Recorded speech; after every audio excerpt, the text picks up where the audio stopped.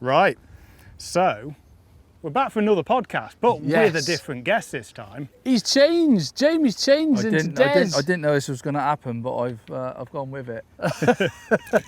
No, to be fair, we surprised you with what we're going to talk about. Yeah, but we've been down, where are we? Meadowlands. Beautiful Meadowlands. Hottest day of the, well, not quite the hottest day, but I reckon it's the third hottest day of the year. It is hot. So we've had the 240s, this is like hot. mid-30s, isn't it? There's not a green bit of grass around the place, is there? No, there's not. so, And we've had to get it wetter, haven't we, Des? We have, the water's going. It's been nice though, sat out in the water. yeah, been doing a bit of a film for the members stuff. All access, yeah. So that will be coming your way at some point.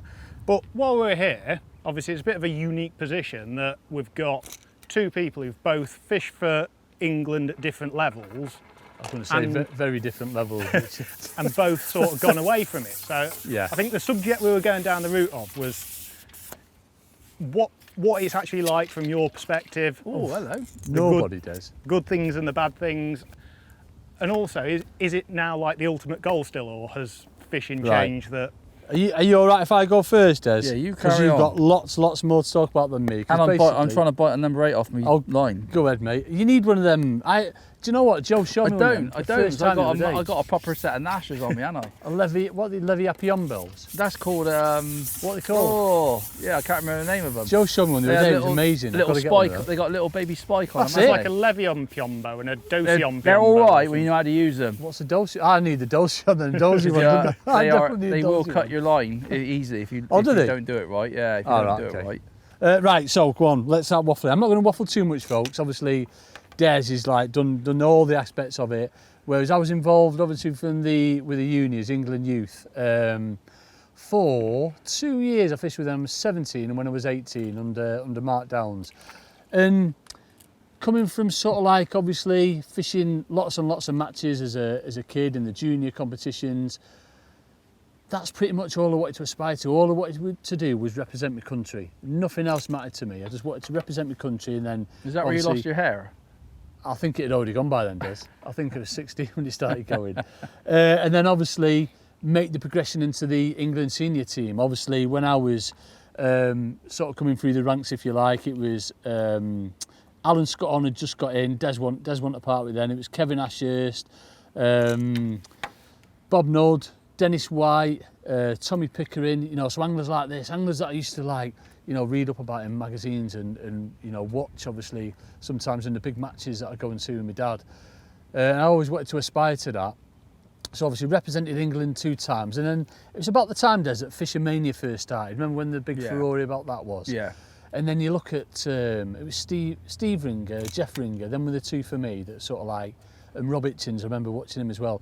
Them were the 2, well, 3 for me that really sort of kicked it off. I'm like, actually, there's potentially a lot of money to be made here. I just started fishing Cudmore as well. I started fishing Cudmore, yeah, probably a couple of years previous, and there was like, you know, a few matches there, and Kamasan was like massive for me. I won't bore you all about that, folks, you know about the Kamasan, but it was that aspect of being like an individual rather than going down the team route. I was part of a team, obviously, but nothing on the level that, go on, Des, nothing on the level that Des was, obviously with Thatchers and then Dorking and what have you.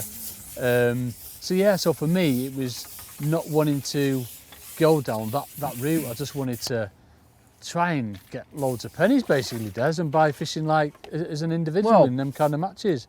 So that's why it's all changed for me, and even now, no, I mean, obviously, yeah, the thought of. But what made you sort of, where did, because obviously I get asked quite a bit about the England stuff. Where did it, because it was probably it might have been a different route for me, because I've never was like, I never sort of made it happen. It just happened. Did you make it happen? Yeah, Did you I want wanted it? to. Yeah. Like obviously, I went for my first trial when I was like 13 or 14 in Gloucester Canal, but I didn't get in until I was like 16. Yeah, the thing is for me, see, I never went on a trial. I never. So you didn't go to like the youth? No, because when I fished for like when I went for like obviously I fished for Thatchers for a long time. Then I went and fished for Dorking. Dorking, yeah. And that was my sort of way in. What it was? I don't say that was my way in. I've never even thought about that. Right. And then obviously fishing with Blubber and Joker. Yeah. And And then you used to fish the big finals and stuff with Dorking against Starlets. So you're always around them well, kind of yeah, angles, but I never ever sort of went for a trial or anything like that. Right. And I was just like, I don't know, it's different for me. I never sort of sat down and thought, I want to fish for England. It just sort of happened naturally. Yeah, it just sort of happened. Right, and okay. I remember Steve Saunders saying to me a few times, Des, if you carry on, you'll have a good chance of getting the England team. And that was like, and did that get you thinking then, like, oh right, this is what I want to aspire, this is what I want to do, or you just carried on with your fishing basically? I was just carried on with fishing, but obviously the fishing I was doing with Dorking, a lot of it was blubber and joker fishing in the finals, you know, all sorts of different venues. Yeah. And I suppose that helped. Well, it did help massively. Without that, you would have never got recognised. Do you know what I mean? You could do that sort of fishing. Yeah. And then just one thing led to another. Really, it didn't not once cross my mind. Only when I was traveling with Steve Mayo, he did say to me once. He said, "Look, you need to," because Steve was, because we were doing a lot of travelling then. Yeah.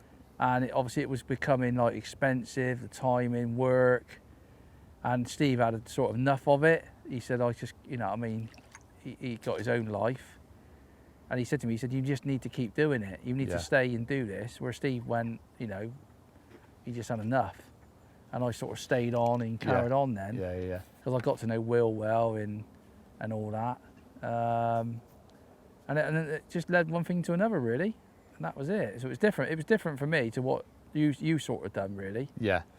So obviously I went into it like, from an early age, I really wanted to, did it. But then obviously I saw the other aspect of it, the individual side of it, of these other matches, and that's why I didn't want to progress. I thought, I mean, £25,000 for winning a match, obviously. Yeah. Didn't realise then how hard it'd be. You know what I mean? So no, it's a nightmare, isn't it? But yeah, no.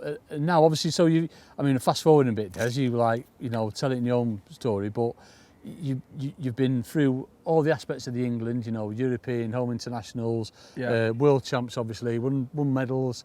And now you're out the other side, and you know you're fishing the individual, the big qualifiers now, aren't you? I've done it for. Obviously, people probably don't think that I suffer from like anxiety, and I used to. You know what I mean? The pressure. What, you mean, nerves from like? Yeah, nerves, and I do. I hated it. I couldn't sleep. Oh really? Yeah, I hated it. I absolutely hated it because of the pressure on you. You know. But you had to deal with it.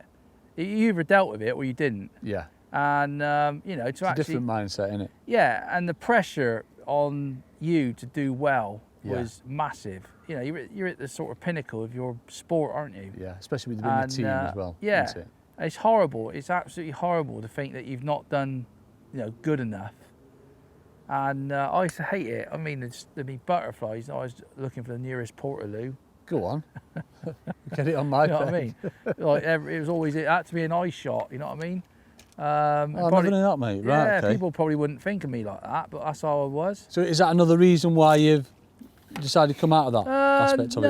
No, not entirely. I suppose everything comes to an end, doesn't it? I've done it for 15 years, and I just felt probably a bit like you did, really. There's a lot out there. Yeah, a lot of people think like fishing for England, it's enjoyable. It's not enjoyable. It's not. I don't care what anyone says. The enjoyable part about it is when you've done well, right, and you're up on that podium, and you're picking your medal up. Yeah. That's when the relief of doing what you do that's the best time, if you like.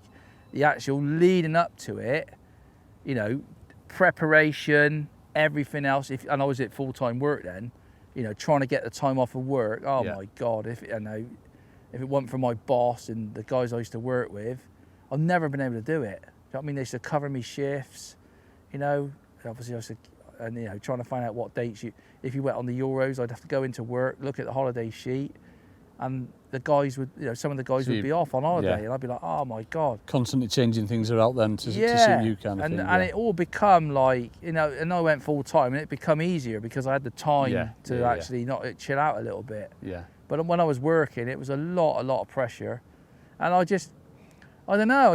I've done it for 15 years, like all, Worlds, Euros. Yeah. I just thought, I'll tell you what, I just stopped. I don't know. I think I just didn't want it anymore. I didn't want. Go on, the jumpers. That was a big hybrid. It fell off. That was a big hybrid, Andy. I think I just didn't want it anymore. I just wanted to I didn't want to be sat on the motorway 15, 16 hours, sat over there losing sleep, you know, like the pressure and that. I think it just come to a bit of an end. What about sort of like changing it differently? What about the prep side of it then? I mean, obviously you used to prep anyway, or is that just by the by? The prep gets easier because like all the biggest problem with prep with the England team is your flat floats, your big round-bodied floats, because they're the things that you ain't going to use when you're back home. Just don't do it, do we? No. But once you've done it, and you've got in, it's like all the sliders. Once they're set up, are you actually going to say you leave it on a winder for the No, I use them. No, all my sliders are still in my garage now. Yes, Des. Oh, that's amazing. Because it was the easy, and that got easier. Yeah. Because I've been to like rivers, I've been to, you know, flooded rivers where you needed like 30, 40, 50 gram flat floats. They're all done. Yeah. But trying to do all that, you honestly, you had to have, it was months before you went. Right. Literally months. Oh, really? So you get prepared? Yeah. Oh, right. Oh, yeah, 3 months before you go on a competition. If it's a river, if it's a lake, it ain't too bad. Yeah. Because it's your normal day-to-day stuff. But if it's a river where obviously it can flood, you need everything. And I mean, it's just well, I don't say a nightmare, but it's a lot of work. So literally every eventuality. Yeah, like it's bollos, slider, you know, floats from 1 gram to 50 gram. Yeah. It's just like the amount of work involved, and people don't see that. And I wish really some like the social media sites or social media stuff would actually come over and film the England team actually preparing one before you go, and whilst you're over there. You know, when you're up at, you know, 3 o'clock on Saturday morning and the competition starts on that day because things have changed and you're in your hotel. What do you mean, like water levels have risen and it's raging torrent and things like that? You know, you're actually, you know, you've got everything, and people don't see that, and that's the bits I wish people would see. Yeah, definitely. You know what I mean? Because it's a damn sight, it's a lot of work. So you're not missing any of that aspect at all then, Des, are you? I miss it in a way, but not in other ways. Not in enough to sort of say what I would ever go back into it. Right. Okay. Do you know what I mean? Yeah. I just lost the love for it. I just lost the pressure and that. It was a relief when I jacked it. It was. How long ago? What, 3-4 years ago now? Yeah, 2 years. 2 years ago. Yeah. Do you think it's the fact that there's so much choice out there now and all Des to, like, you know, cater for whatever style of fishing you want to do? Yeah, I just felt like I was like, there's a lot of time. You know, if you go on the Euros and the Worlds, you're probably talking of 2-3 months of your life. Right, do you know what I mean? And that's how it was. Anyway, that's what you got to deal with. So since you've been obviously part of it 15 years or so, is that how it always was, Des, or is that how it got, you know? Because obviously we talked briefly before about, you know, the countries, some of the Eastern Bloc countries, you know. Yeah. Back in the day it was like France, Italy, obviously us, ourselves, England. But now there's like, what, 15 to 20 nations, isn't there? The standard of anger. When I first went, I think it was on a canal in Holland or Belgium. Yeah. And I walked down the bank with Mark Addy. Yeah. And I'm like, Mark, what's that all about? And they're all sat on like Galaxy plastic boxes, some of them. Honestly. Rich still has one. Yeah. He probably bought it from over there. And go on. go on the boy. Yeah, and it was like, I said to Mark, he said, Des, it ain't all what you think. It ain't all like back home. And I'm like, no, I can see that. And so like instant that give you confidence, right? Yeah, it was. You know, when I first joined, I think it might have been the first competition I fished. You weren't even allowed to use a pot. You know, like the big pot, any pot. Right. Every single thing had to be thrown and catapulted. Yes. Everything. Right. And obviously, I think it was amazing. I'll put this down actually. I think the first competition I fished, it was the first one where you can actually use a pot. Right. Well, for us, it was simple, wasn't it?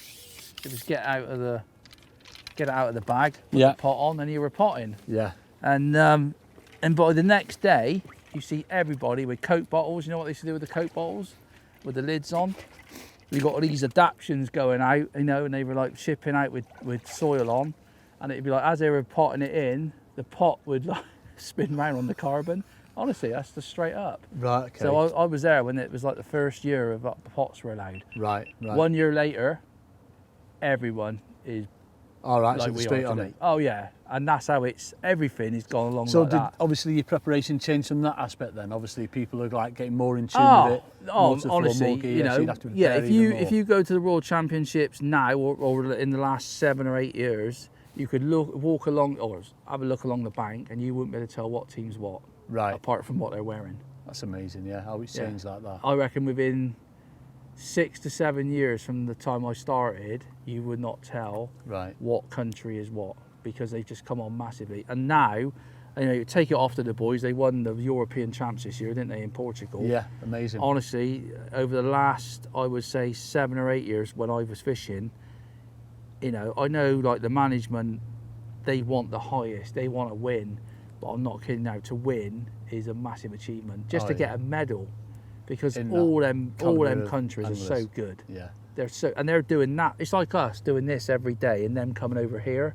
Yeah. They're doing that to the international rules every day they go fishing. So bleak, slider, you know, look at the Feeder England. I use the Feeder England team as a classic example.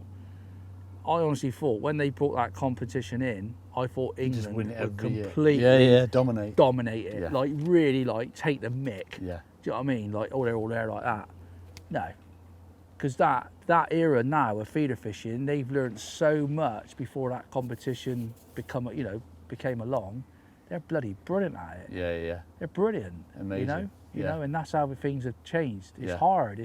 It's always been hard, but now it's like everything's got to be dead right, and you've got to get your tactics perfect. Yeah. You know, and you've got to have that little bit of luck as well. Oh, of course you do. You know what I mean? It's all aspects of anything, isn't it? You need that little bit of luck. I think it's had its rejuvenation over the last sort of few years with the youngsters coming into it, hasn't it? Obviously, Matt Godfrey, Cam Hughes, Denty, James Dent, you know what I mean? They're like probably pushing it on. They are, really they are. key. And I mean, the future after that, I ain't sure really. I don't know, because obviously something will happen. It will do. I'm sure it will do. Obviously, but we don't do what we need to be doing, or I'll say what we need to be doing. What we need to be doing to compete at the highest level over in the other countries is actually fishing those sort of matches. But we ain't got it anymore. Yeah. We ain't got it. No. And we've not had it for quite some years now. You know, when I was sort of got in the England team, there was quite a bit of that about. Yeah. Used to fish the Grand Union. Oh, it might not have been slider fishing and things like that, but you're always putting blubber and joker on. You're always feeding with blubber and joker. And that's the thing, and it's understanding them kind of baits that we don't really fish. I think the last 5 years since when I fished for England, I would literally I wouldn't put a blubber on until I went to the World Champs or the Euros. Yeah. That's how crazy it is. Yeah. And that's what I said. The England team, whatever people think out there, you know, when they get a not such a great result, you need to give them credit. Because obviously these other nations are fishing that all the time. They're on it, aren't they? So, and they are, all the little secrets out there, all the little secrets that when I first joined the team, we always had a little edge somewhere along the line, you know, which we used to do in England. You know, people like Alan, Will, Stevie Gardner, they've been doing it all their lives, and they always had them little things in the back of them. Oh, that might work here, and it did. They're gone. They're gone because they know all these Eastern Europeans. They know everything. We're looking at them on the bank, thinking what they're doing, and trying to learn off of them as well as what we're doing. But a classic example, when I first got in the team, some of the venues we used to go to, you'd look behind you. There'd be 6 of us in this area, and you look behind, and it was like there was probably 200 people watching us. Oh, really? So that's all getting relayed back to their teams? Yeah, cameras, big cameras, not like these rubbish things at Richie's. Go on, Richard, get a big doofer. A lot of big doofers like zooming in. That's the way, isn't it? In the back and all that. No, but on a serious note, they'd have like BBC cameras and stuff. You think, what? And they're filming everything. You know, so they take that back, analyse it, and then relay it back to the team? Unless, we do. I mean, I could only sort of do it on the last times I fished, but you could look behind us now on some venues, there's like 5-6 people. No one there. No, you've gone at the game. No one there. Not gone at the game. Richie's got his blooming legs out, that's why. Yeah, they don't need to watch us. They will watch us when we're on a venue in, we got some half sorted. They will watch us because they know you're one of the strongest teams that could sort of a method out. But honestly, the days of like having 100 people watching and all that, it was embarrassing. I'd be looking around, what are these lot watching? But because they knew that we were like, we were at the time when I joined after a few years. I mean, we won the Euros and the Worlds, and the Worlds time, year after year. It takes them, amazing on different venues. So you've been through it all then, haven't you? Yeah, You've seen it all. I've seen it all. And I've also seen the other side of it, where you're going home and you end up wanting to rip the gearbox out of your vehicle. Do you know what I mean? Stressed out because it's not. You're that close. And honestly, I think Oscillato, when I fished Oscillato Canal, when the Italians just took the mick, really. I mean, what they were doing, this is the difference now. There was a river in Croatia we fished, which was horrendous. You know, is that the Drava? Yeah. Zambezi it was. Yeah. And then we went back with Dorkin, not on the river. This was at the Oscillato Canal. And Sillard, who fishes for the Hungarian team, he said he would help us because it was the World Cup chance. And what he showed us, we would never do that in a million years. Go on, what were you doing? Well, it's just like we had like a bag of Tear the River, a bag of Lee, mixed it together or drilled it, atomised it, and we could put like 1/4 kilo of bloodworm in it, not joker. And he said like, it was just like you could have built a house with it. So like proper rock hard. Oh, rock hard, and there was not a bloodworm alive in it. It was just like, you literally do that for like 10 minutes. Your hands were like wrecked. And you just think, we wouldn't have never done that. But they've obviously, doing it. Is that on that raging river then? No. This was on the Oscillato Canal. And why obviously slow breakdown? Just slow breakdown. Right, okay. You know, we chucked in like 8 litres of ground bait at the start with 25 millilitres of joker in it. 25? Which is like a thimble size, isn't it? So I wouldn't even put earth in it. Right, no, we'd never have done it over here. We'd never fished like that. No. But them people, because they're doing it week in, week out, they're messing around with that stuff all the time. And if they're on a method, Christ almighty, you're in trouble. Right, okay. And we don't do that. We can't do that. We have, one, you can't fish the venues. Yeah. You know what I mean? And two, you haven't got, where the hell do you learn that? Yeah, you can't. You can't learn that unless you're out there doing it.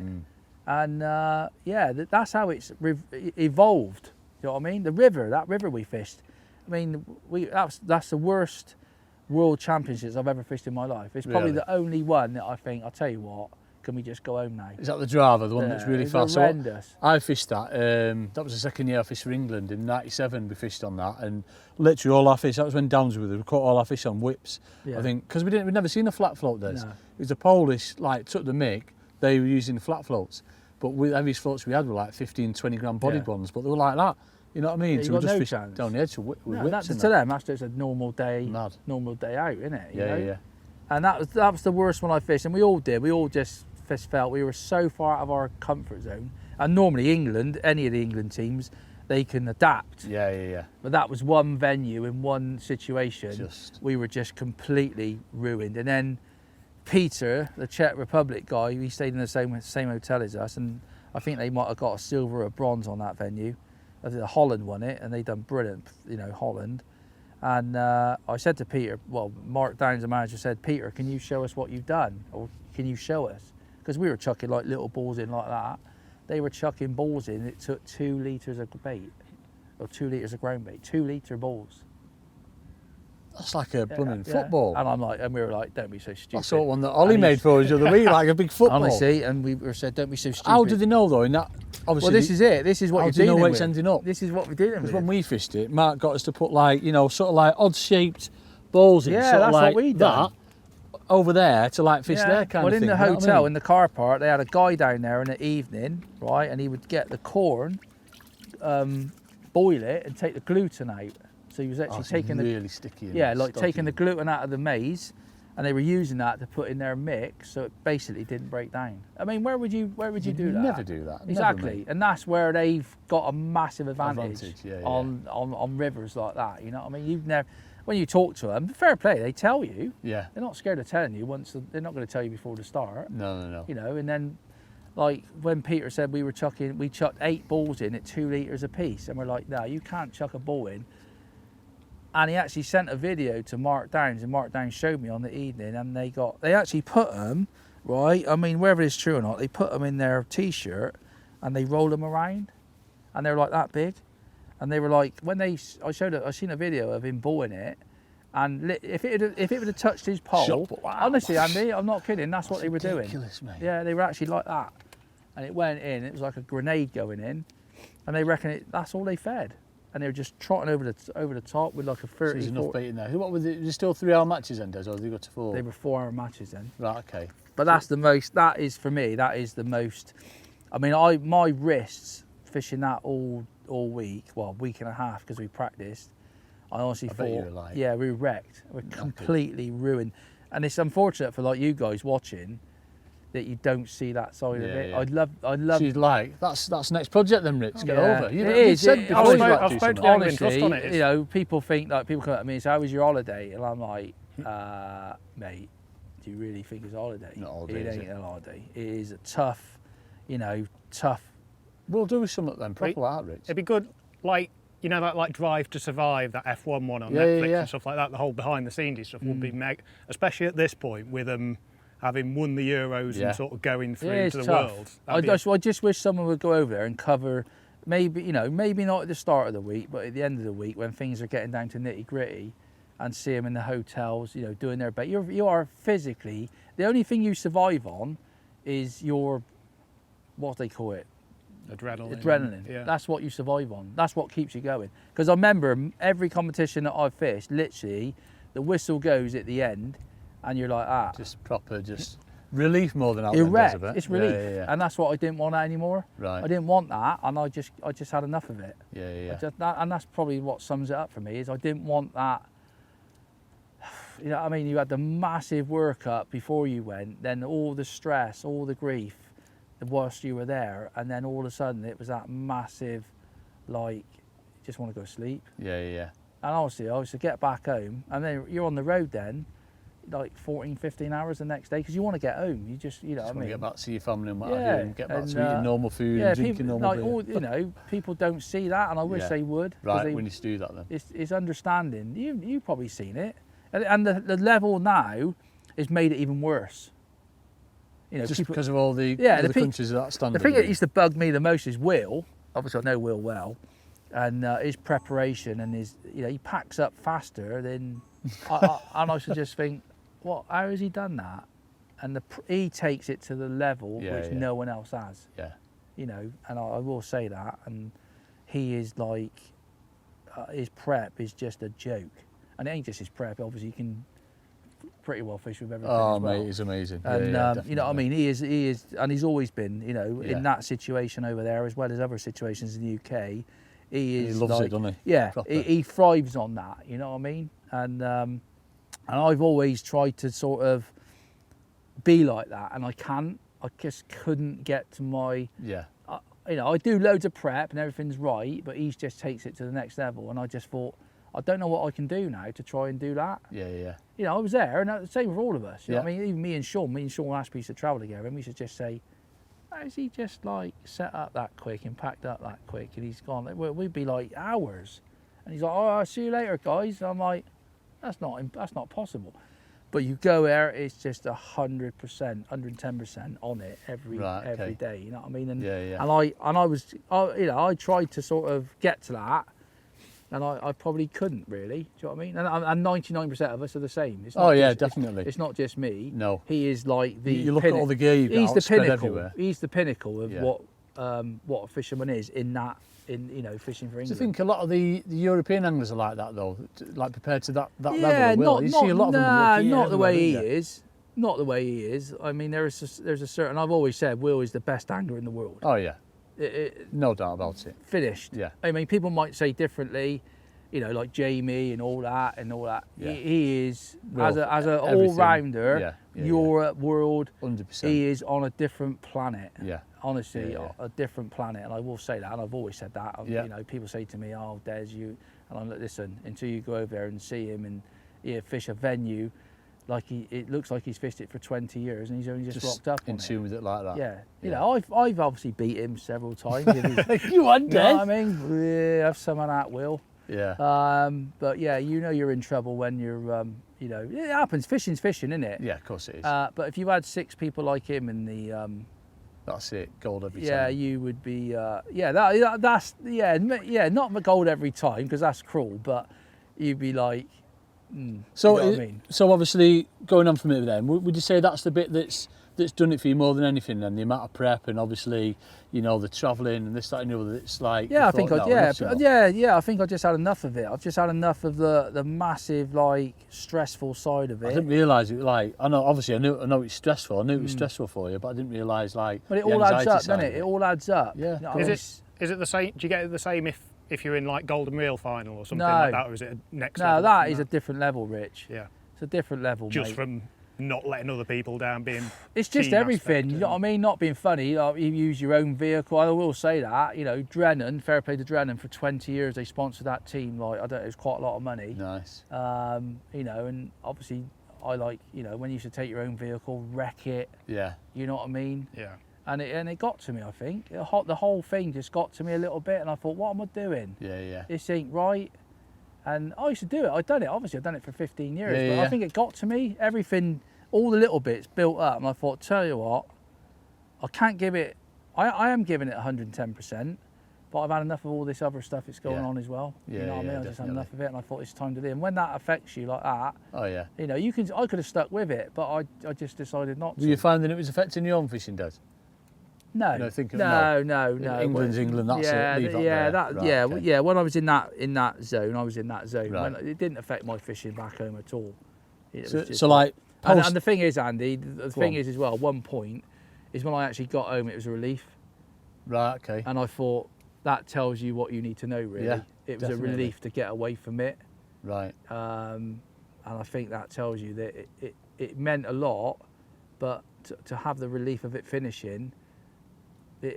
That was the one. Yeah, that was it. Like, you know what I mean? It was like, actually, I don't want to go through all that again. Yeah. Do you know what I mean? But it is one of them. You know, I would love to have like carried on with it in a way, but in my mindset, it was like, no, it's time to go. Definitely. You know what I mean? So like, obviously nowadays, post England, then. There's so much variety for you, isn't there? You know what I mean? The big competition, that's the way I love it as well. There's a lot. You know, obviously, we spoke about it today, haven't we? About the you know, you've had a tough old time trying to qualify this year, definitely. and that happens. And that gets to you after a bit. Of course it does, because you've got your time, your money. Especially when you see other bloody people qualifying all the blooming time. Exactly. 28 fish on the run, one after another. Not mentioning the names, Andy Powers, you know what I mean? Jamie Hughes, Andy Bennett, you know what I mean? Same old, but the thing that people obviously don't see about them is the amount of qualifiers that they go. Exactly, you know what I mean? exactly right. And I have had a go this year, and luckily, touch wood, I've qualified. I should have qualified for the feeder match as well. I've messed up a bit and all that. Did you put a fish wrong side of your net though? That was in Belgium. That didn't cost me, thank God. But yeah, you know, you've got to take your hat off to them. They do a lot of qualifiers, but I'm not like that. I don't want to be committed to that and nothing else. I like to sort of like variety, don't you? I like to do my own things as well as do that, and I think that keeps you as a definitely. Otherwise, I think if you're not careful, you're travelling so much and it's costing you money, effort, and I think it's now. I honestly think if like maybe not Fishermania, but the Maver and the Golden Reel, they're gonna have to change to survive. Yeah. I really do think that. You said that. I think people have had enough of it now. They're like, you know, they all well and go have a go, but it needs to have a change. Yeah. The Feeder Masters for me is a great. Where it's spread out a bit more. It's every 20 pegs. Yeah. Do you know what I mean? Money's better as well, doesn't it? Yeah. You said about this before, spread it out. Do you know? Spread the money out. Give people more chances, and I think that'll keep it going. You know, and I think the Fishermania will always be the one because it's like televised. It's like had that thing on it from day one. Yeah. But I think the other two competitions at the moment, I really think they need to have a sit down and go through it and say, look, we need to adjust this to keep to keep the other anglers happy, or try to, you know. I think some of what you were saying as well earlier about your mindset going into qualifiers, that when you draw rubbish, it's not a case of I'm going home, just being in that mindset of actually I'm going to fish the peg, going to catch what I can, try and win a section. Because I found myself doing that a lot. Yeah, I mean, on the qualifiers I fish, I've had some real nice matches recently. You know, I'm not qualified, but I'm not. You know, I don't want to go home. I've just travelled I might have travelled for 2.5, 3 hours. I try and now think. I'll tell you what. I'll just put some worms in, put some cast in, try and have a nice day, and win my section. A lot of guys this is the problem with those big matches now. They go like that. Oh, tell you what, I'm off. Go in. I don't. You know, sometimes I don't blame them, but the trouble is, it messes it up. Yeah. Completely. And There's several qualifiers I fished recently. There's a lot of people not turning up. Oh really? So it's giving advantage to like and spare pegs and it's got to that. change Yeah. somehow. I know. I like that what they've done a couple of times at Morelands. What Grant's done is waited for everyone to get there. Brilliant. You know, fair play to in. Grant, and I think it was Mark. He works for England Trust, but he's he's the manager for Gordon League. Mark, someone, and fair play to him. You know, that needs to be done where, you know, you've got to be registered by maybe 8:45. And if you're not there, or if we've not made a phone call, right, why peeve all those blokes off that have come, because 90% of them, for someone who hasn't got out of bed, right, if their car broke down, fair enough, phone up, look, I'm not going to be there. Right, he's not coming. That's a peg out.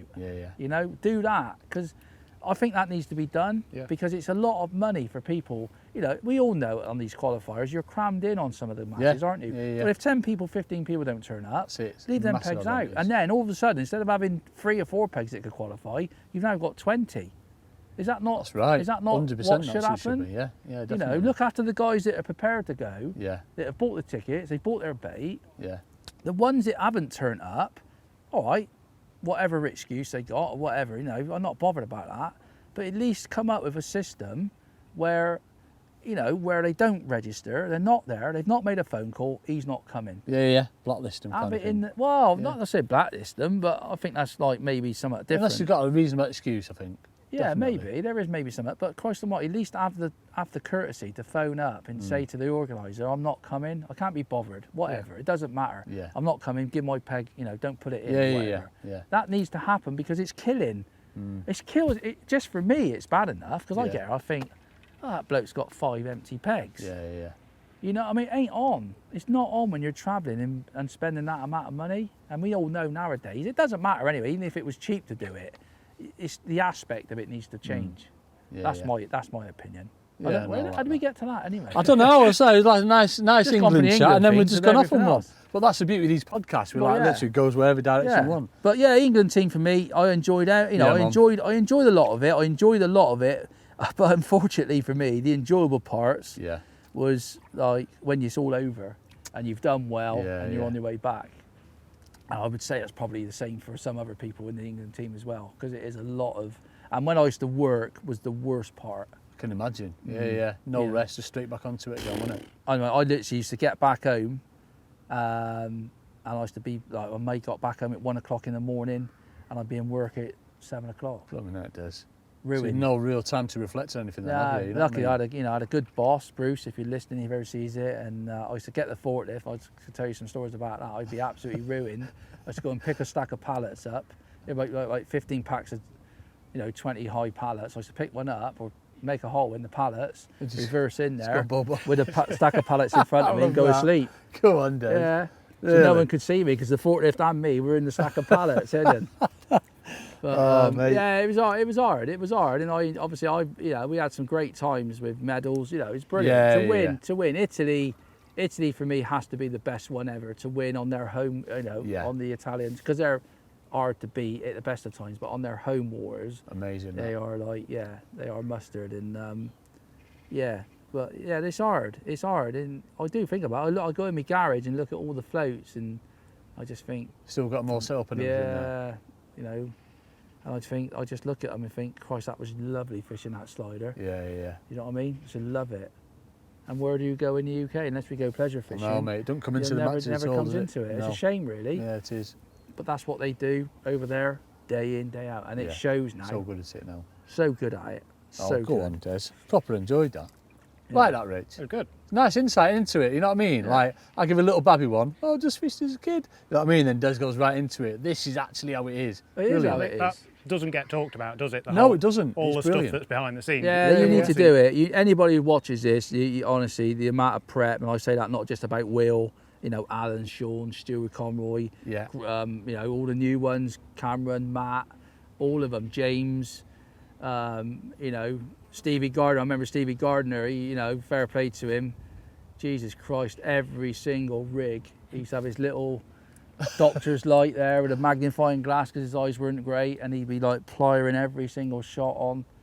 People don't see that, and that's the level that you're at when you fish for your country. Definitely 100% wouldn't be for me now, Reece. Rocking up and tying a rig on the bank. Rock up, loads of these bad boys. Yep, that'll do. Just get some of them, get some shots on. Bouncing off each other with distances between the bulk and what droppers. You know, that's what people need to see. Because it's really like that's it. That's the nitty gritty part about it. We need to do it. Definitely need to get something like that done. Are you going to do it?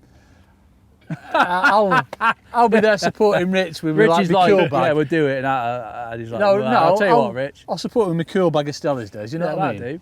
But it'd be nice to do it. It'd be nice to do it. And I'm surprised no one's done it up to now, but it needs to be done to show exactly what the score is with it. Because I think a lot of the guys out there know the only time you ever see. Just see like the Facebook updates and all that, don't you? Yeah, it's getting better, but it could be a lot better again, I think. Good. You know, get into the nitty gritty of stuff, what's going on. Yeah. I don't mean that sexually either. Cheeky. You know what I mean? Well, on that day, I think we'll end it there. Thank you very much again, mate. Loved it today, pal. No worries, Andy. Absolute nice legend. Cheers, mate. Yeah, cheers.